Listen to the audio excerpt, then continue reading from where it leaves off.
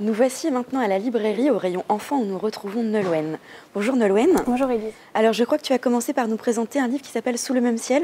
Oui, exactement. Mon premier coup de cœur, c'est Sous le même ciel de Britta Teckentrup aux éditions Hatier, qui a vraiment un très beau message que même si nous vivons à des endroits différents de la planète, nous vivons tous sous le même ciel, nous contemplons les mêmes étoiles, la même lune, nous jouons au même jeu, nous affrontons tous des tempêtes avec autant de courage.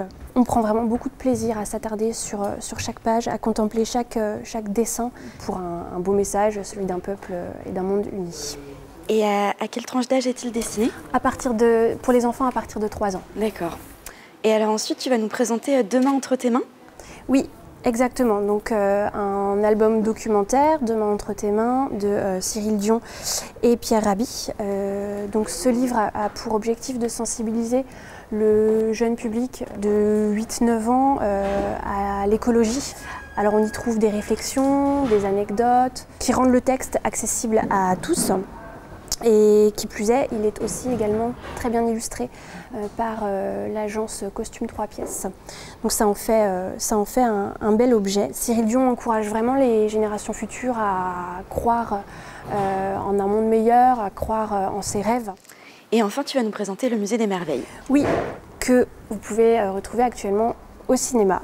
Donc, il s'agit d'un roman de Brian Selznick qui raconte 2 histoires parallèles à 2 époques différentes.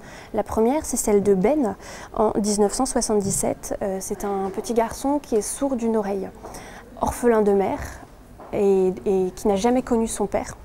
Donc un soir, lorsqu'il se trouve dans la maison de sa maman, il découvre dans un placard un petit livre sur les musées et une dédicace adressée à un certain Danny, ainsi qu'un marque-page avec une adresse à New York.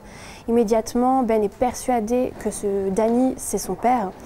Il décide donc de partir à sa recherche à New York. La seconde histoire, c'est celle de Rose. Elle se déroule en 1927. Et Rose voue un culte à une actrice new-yorkaise.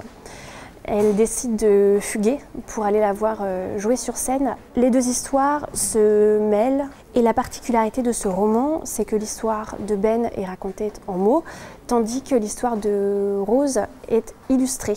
C'est vraiment une lecture très intéressante et surtout les illustrations sont vraiment magnifiques. Je pense qu'elles ne peuvent pas le laisser insensible. Et donc je recommande ce livre qui, malgré sa taille, se dévore vraiment d'une traite à partir de 11 ans.